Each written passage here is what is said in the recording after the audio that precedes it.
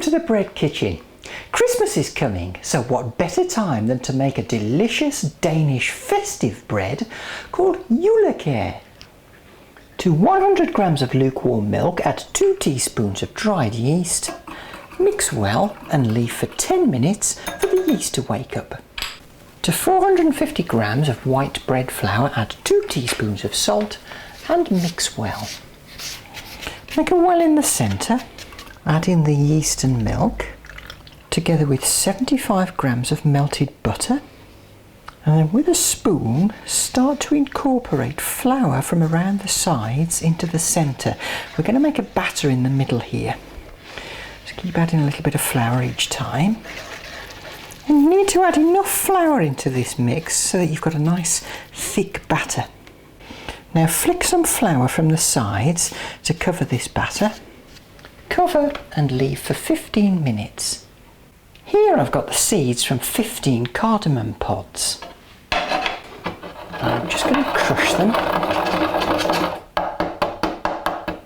That's fine, I'm not trying to grind them into a powder. Now add them into the bowl, together with 50 grams of soft brown sugar, the grated rind from half a lemon, half a teaspoon of vanilla flavouring, and 2 lightly beaten eggs. Now mix together to a smooth dough. Now depending how big your eggs were, you might find it helpful to add an extra tablespoon of milk. And that extra tablespoon of milk has helped it to come together into a nice dough. Now knead this dough for about 10 minutes. And after 10 minutes kneading, you should have this nice ball of dough. Pop the dough in a lightly greased bowl, cover, and then leave in a warm place until the dough has about doubled in size. Now what I've got here is 200 grams of dried and glacé fruits, and any fruits will do.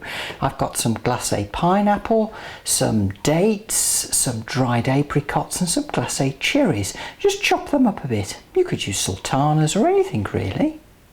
I'll turn my risen dough out onto a surface. Knock it back to get all the gas out. Now while it's flat like this, put about half the fruit onto the dough, mix it around a bit, and then fold into thirds.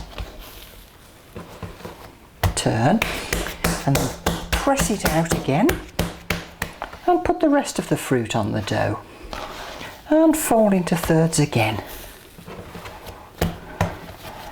Now just gently knead the dough for a couple of minutes to make sure that all the fruit is distributed evenly throughout the dough. There we are, and I'll just leave this to rest now for about 5 minutes. Now after 5 minutes, press the dough out again into a rectangle, then roll it up, just tuck the ends under a bit. Now you can either just pop this onto a lightly greased baking sheet and then pop it in a plastic bag to rise if you want. But I'm going to put mine in this greased loaf tin. Just press it out, then pop it in a nice big plastic bag and leave it somewhere warm until it just about doubles in size.